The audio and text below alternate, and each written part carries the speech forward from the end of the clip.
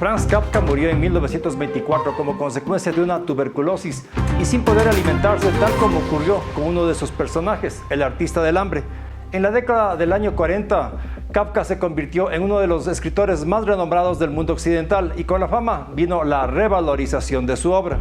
Kafka dejó sus escritos y dibujos a su amigo Max Brod con la instrucción de quemarlos, pero Brod se negó y más bien publicó los escritos. Sin embargo, la mayoría de los dibujos de Kafka permanecieron en el limbo, ni destruidos ni expuestos, hasta la muerte de Brod en 1968. Fue entonces que pasaron a manos de su heredera Esther Hoff. Luego de la muerte de Hoff en el año 2007, los dibujos de Kafka se convirtieron en objeto de una pelea legal entre los descendientes de Hoff y la Biblioteca Nacional de Israel, que resulta que era otro de los herederos de Brod. Esto concluyó en el año 2019, cuando la biblioteca adquirió 150 dibujos de Kafka que eran prácticamente desconocidos.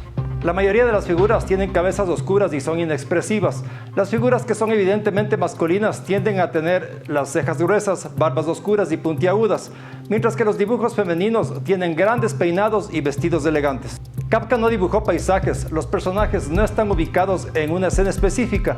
Esto se relaciona con la ficción kafkiana en la que casi no hay escenarios. La gran mayoría de la producción artística de Kafka sigue siendo desconocida, dijo Andreas Kilcher en el libro Franz Kafka: The Drawings, publicado por la Universidad de Yale. El artista Jeremy Eden ganó el premio Archibald Prize 2022 por un retrato del actor y activista Samuel Johnson. Algo que juntó a los dos artistas fue la experiencia de la muerte de parientes por cáncer. Eden perdió a su madre y Johnson a su hermana.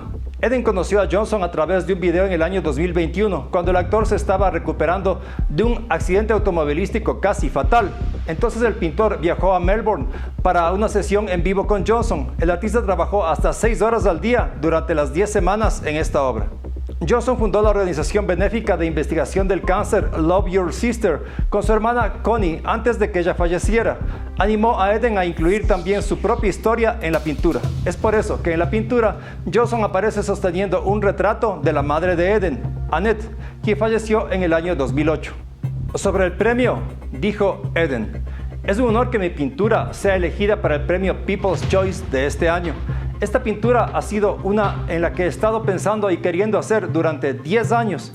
Sam es un narrador de corazón y era realmente importante encontrar una manera de compartir mi propia narrativa mientras capturaba el carácter y la emoción de Sam en el retrato. Es inspirador ver lo que Sam y el equipo de Love Your Sister han logrado, habiendo recaudado tanto dinero para la investigación del cáncer. He seguido el viaje de Sam con la organización benéfica durante muchos años y es un privilegio poder contribuir a mi manera. Es asombroso ser finalista en el premio Archibald, pero saber que la pintura ha resonado en tanta gente hace que la experiencia sea aún más significativa".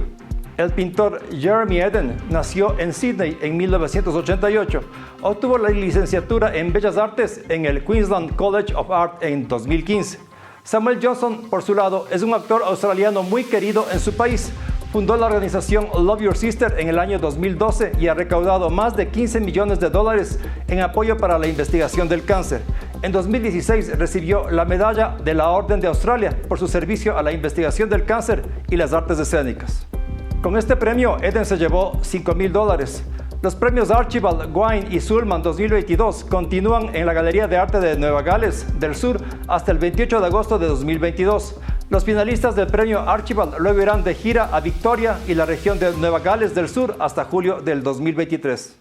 La pintora de arte abstracto Mary Overing falleció a los 85 años.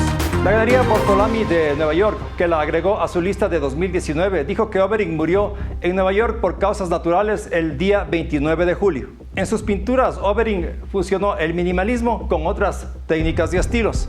La base de fans de Overing siempre fue pequeña, pero al mismo tiempo muy fiel a su obra.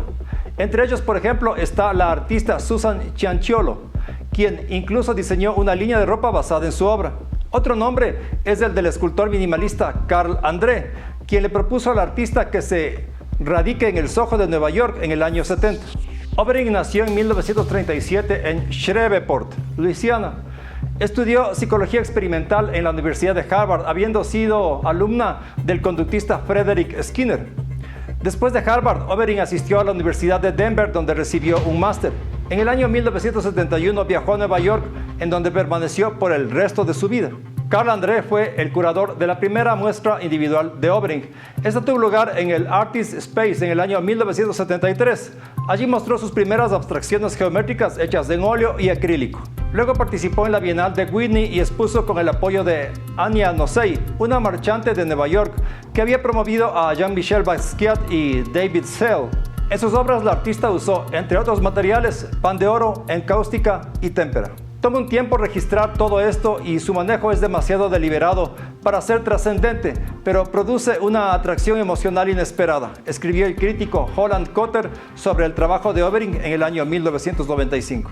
Y así se mueve el mundo del arte.